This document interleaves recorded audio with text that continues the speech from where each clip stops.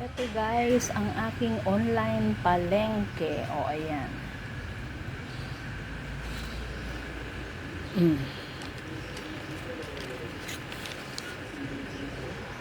O, ayan.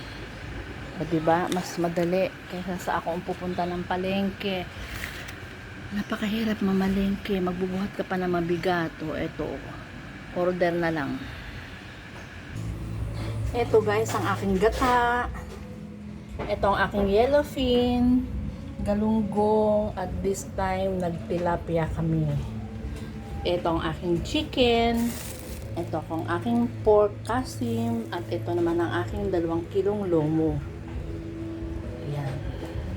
Oh guys, ito ang aking mga gulay. Oh, meron akong bell pepper, siling labuyo, at siling pangsigang. O sa sili pa lang, 3 klase na. Chicharo, beans, pipino, talong. Ay nako, ayoko ng ganitong klase, ganitong korte ng talong. Gusto ko yung mga tuwid. Ay nako. Ano nga ito? Kalimutan ko. Patola. At yan ang upo. O yan guys. Eto guys, magsisigang tayo ng yellowfin. O ayan. Yan ang bacon sa ilalim. O, ito guys, pure foods yan. Lalagyan natin ng bacon sa ilalim. And then, ilalagay na natin ng yellowfin. Wait lang. O, ito na guys. Ilalagyan na natin ang yellowfin. Medyo malaki ang aking ulo. Ayan. Ayan. O, wait lang ha. O yan na guys, nailagay ko ng lahat. Ito naman ang ating ilalagay. Suka.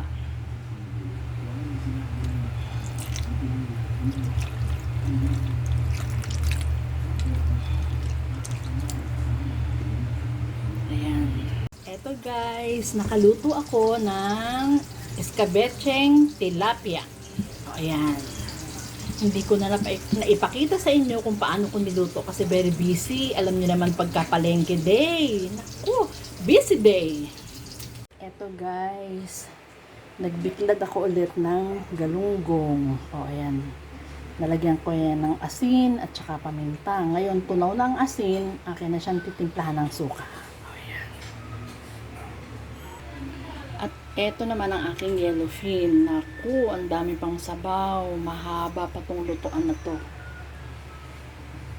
Guys, eto din. Maglalaga tayo ng mais. Kasali rin to sa aking online palengke. Yan. Kaya lang, sa sobrang dami kong ginagawa kanina, hindi ko siya kaagad na isa lang para ilaga. Sana merienda na namin to mamaya. Kaya yan. Ngayon lang ko siya napasalang. Nung matapos kong lahat ang aking ginagawa guys. O yan guys, that's all for today. Bye! See you next time!